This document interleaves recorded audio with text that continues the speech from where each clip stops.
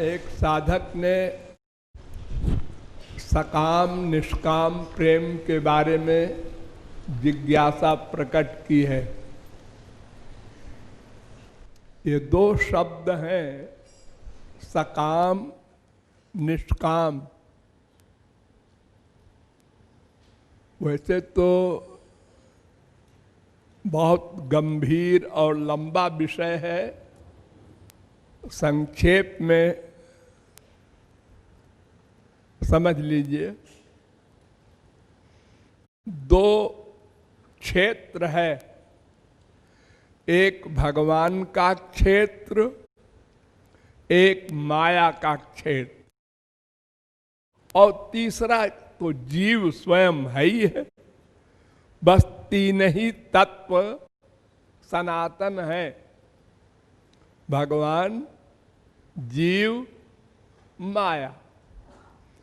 तो जीव तो करता है, हर एक कर्म का करता है, तो वो या तो भगवान की ओर जाएगा या तो माया की ओर, संसार की ओर जाएगा। तीसरा कोई एरिया है ही नहीं जहां कोई जीव जाए। तो वो सकाम निष्काम जो प्रेम है वो भी दो ही एरिया में हो सकता है। या तो संसार में सकाम निष्काम प्रेम होगा, या तो भगवान में सकाम निष्काम प्रेम होगा। बस। तो संसार में जो सकाम और निष्काम प्रेम है उसकी परिभाषा सीधी सी यही है कि अपने सुख की कामना से जो मन का अटैचमेंट करता है उसको संसारी सकाम प्रेम कहते हैं। मां से, बाप से, बीवी से, पति से, किसी से भी जो अपनी इंद्रियों के सुख के लिए, अपनी इच्छा की पूर्ति के लिए किसी से प्रेम करता है वो सकाम प्रेम है, यानी कामना युक्त प्रेम है। सकाम माने कामना युक्त, अपनी कामना, अपनी इच्छा। तो ये तो आप लोग अनादिकाल से कर रहे हैं, जानते ही हैं। अपनी इंद्रियों के सुख के लिए बाप से प्यार करते हैं, माँ से करते हैं, स्त्री से करते हैं, पति से करते हैं। ये सकाम प्रेम तो सारा संसार जानता है। अब संसारी क्षेत्र में निष्काम प्रेम भी अगर कोई कर ले है असंभव। जब तक जीव को दिव्यानंद न प्राप्त हो जाएगा, यानी पूर्ण काम न हो जाएगा, परिपूर्ण न हो जाएगा, भगवत प्राप्ति न कर लेगा, तब तक अपनी कोई न कोई कामना बनाएगा, बच नहीं सकता। कोई भी हो, स्वर्ग का देवता हो, चाहे मनुष्य हो, चाहे राक्षस हो, आनंद के लिए कामना बनाना पड़ेगा। तो निष्काम प्रेम संसार में कैसे करेगा? लेकिन अगर कोई कर भी ले तो उसके सुख के लिए करे। थोड़ी सी झलक माँ बाप में मिलती है। जब बच्चा पैदा होता है तो माँ उससे प्यार करती है, उसका काम करती है। और बच्चा माँ का तो कुछ काम करता नहीं हो तो बेचारा कुछ जानते ही नहीं माँ बाप क्या बलाए है। तो आप कह सकते हैं कि ये निष्काम प्रेम है, क्योंकि मां बच्चे से प्यार कर रही है बच्चे के सुख के लिए। उसको नहलाती है, धुलाती है, खिलाती है, पिलाती है, सब काम करती है तुरंत के पैदा हुए बच्चे की, तो वो निष्काम प्रेम करती है नहीं, लेकिन दिखता है, क्योंकि बच्चे के मन में भी छुपी हुई कामना है, ये बच्चा बड़ा होगा तो हमारी सेवा करेगा, ये हमको स्वर्ग लोक भेजेगा। अनेक प्रकार की कामनाएं होती हैं मां के पेट में बच्चा आते ही। इसको देखेंगे सुख मिलेगा जब बच्चा होगा, फिर ये अनेक प्रकार की बाल लीलाएं करेगा, हमको सुख मिलेगा, हम इसको दूध पिलाएंगे तो सुख मिलेगा। ये तमाम कामनाएं होती हैं छुपी हुई। लेकिन अगर कोई संसार में निष्काम प्रेम कर भी ले तो जिससे प्रेम करेगा उसी की प्राप्ति हो जाएगी। नोट करो, सावधान हो के समझो। संसार में किसी से चाहे सकाम प्रेम करो चाहे निष्काम प्रेम करो, दोनों का फल यह होगा कि हम जिससे प्रेम करेंगे उसी की प्राप्ति होगी मरने के बाद। हम जिससे प्यार कर रहे हैं वो मां मरने के बाद पाप करने के कारण गधी बनी, तो हमको भी गधी का बच्चा बनना पड़ेगा। हम जिससे प्यार करेंगे वो जो गति पाएगा मरने के बाद वही हमको भी मिलेगी। एक हिरण से प्यार कर लिया जड़ भरत परमहंस ने, तो मरने के बाद हिरण बनना पड़ा। जीवन मुक्त ज्ञानी अज्ञानी की कौन कहे। तो संसार में चाहे सकाम प्रेम करो चाहे निष्काम प्रेम करो, वैसे तो निष्काम प्रेम कोई कर नहीं सकता, एक कृपालु का चैलेंज है। लेकिन अगर कोई जिद करे कि एक आदमी ऐसा है जो निष्काम प्रेम करता है मां से, बाप से, भाई से, बीबी से, अच्छा चलो मान लेते हैं, तो उसका फल भी नश्वर माइक 84 लाख में घूमना।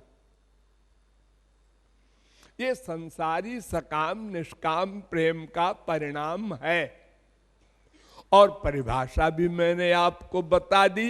अपने सुख के लिए जो प्यार करे वो सकाम प्रेम, और जो दूसरे के सुख के लिए प्यार करे वो निष्काम प्रेम। बस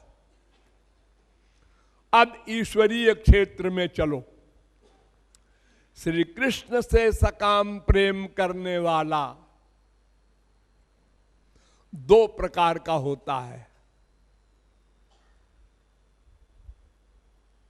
बहुत ध्यान से समझो। एक संसारी वस्तु की कामना से श्री कृष्ण से प्यार करे।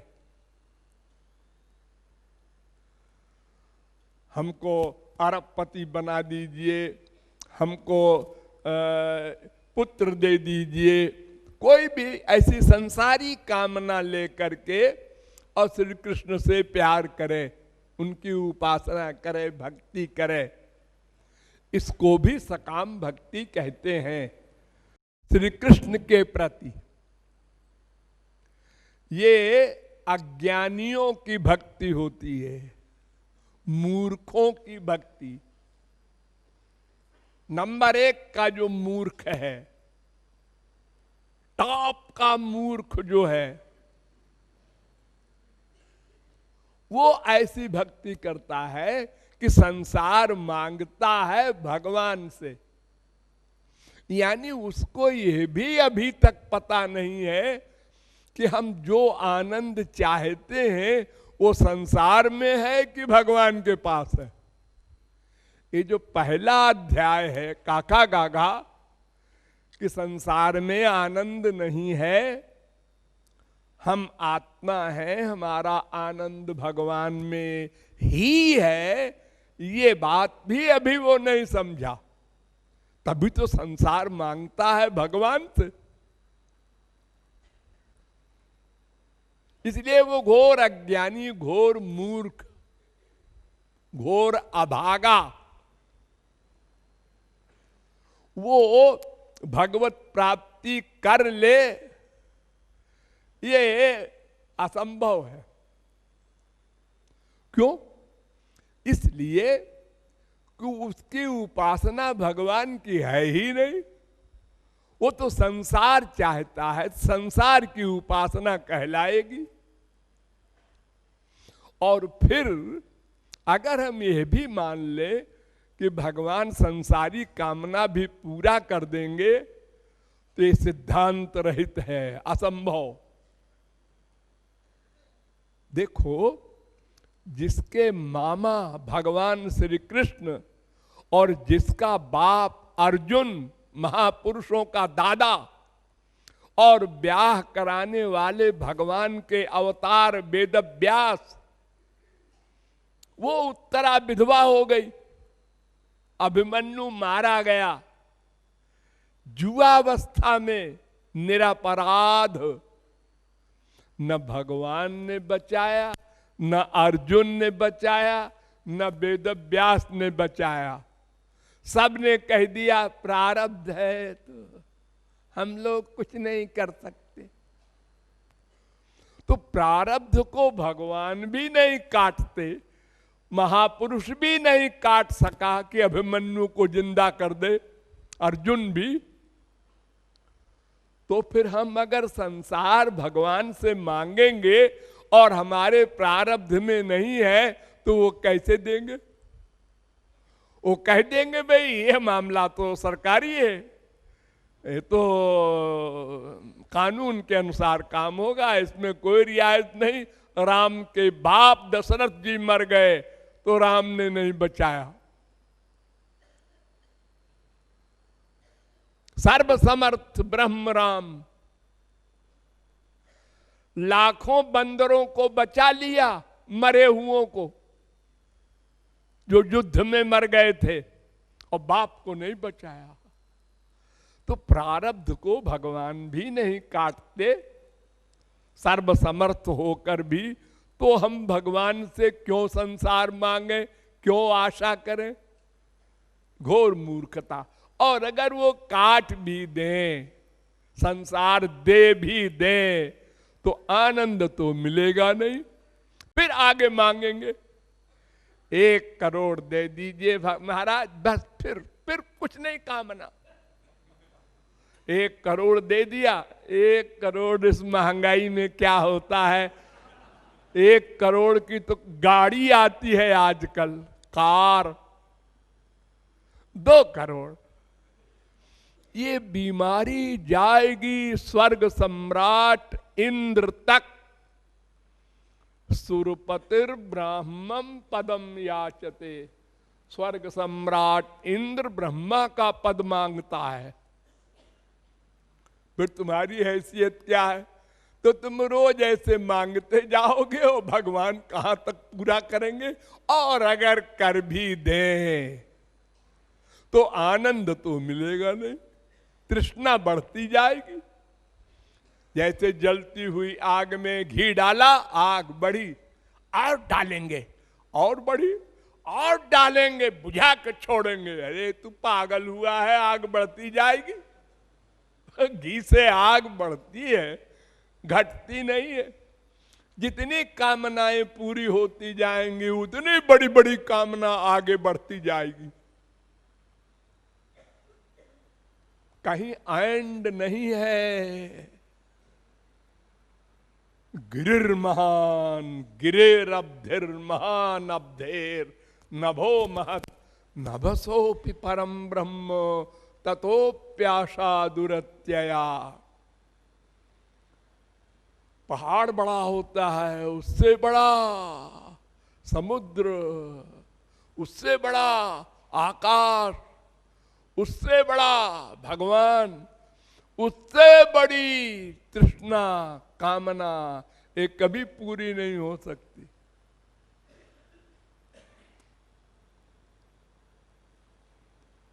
तो संसार मांगना भगवान से, इसका कोई परिणाम नहीं निकलेगा, वो मिलेगा भी नहीं, मिल भी जाए तो आनंद नहीं मिलेगा।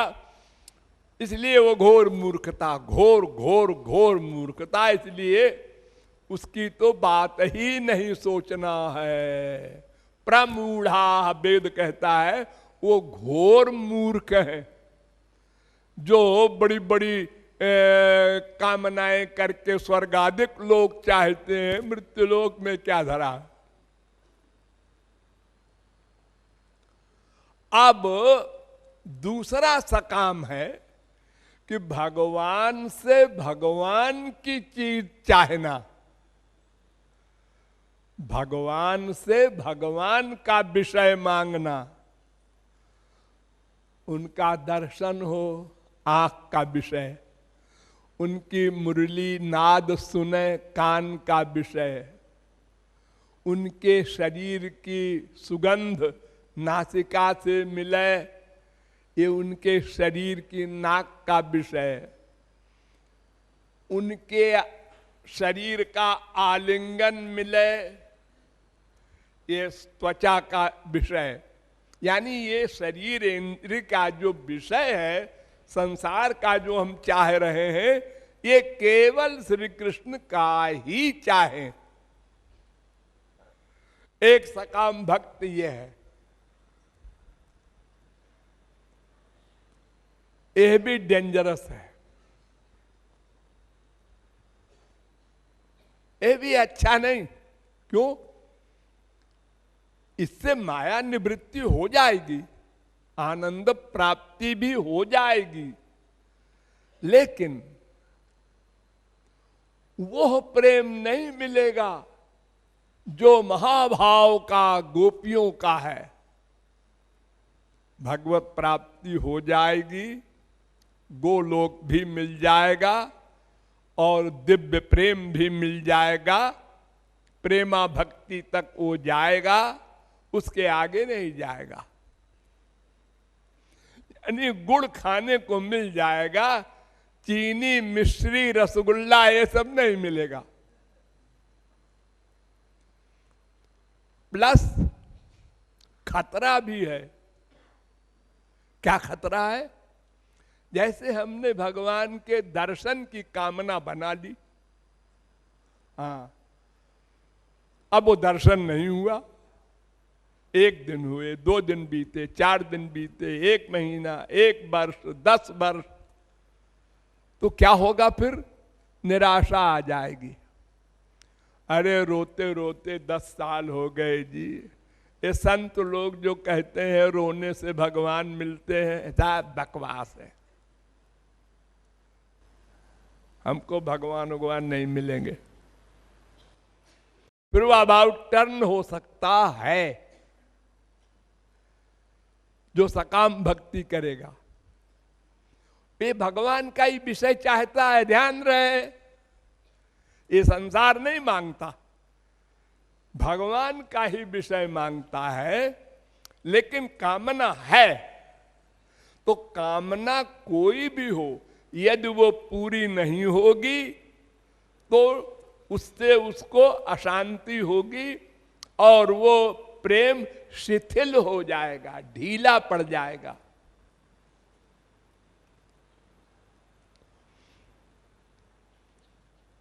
अब आया सबसे ऊंचा वाला, निष्काम प्रेम।